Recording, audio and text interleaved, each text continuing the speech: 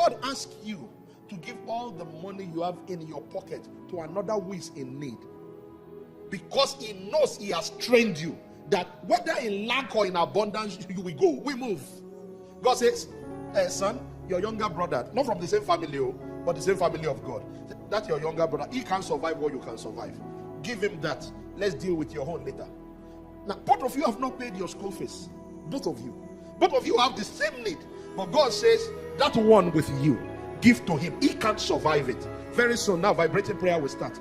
Let's give him. Let's say, Father, let's run it. Let's run it. They say, yeah. Then they ask you in school, when are you bringing the money? They say, the Lord is providing it. They say, what's wrong with this one? You're about to miss your exam. Then you say to them, even if I miss this exam, another one is coming. You see, you have gotten to that point in your life, sincerely speaking, it's as if nothing moves you. That's a contented lifestyle.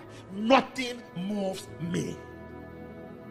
Not that you'll be going to God, God is guaranteed I'm taking today. Rather you say, Father, thank you, like they said in that video, for these floating berries. Father, we give you praise. A contented man is a grateful man.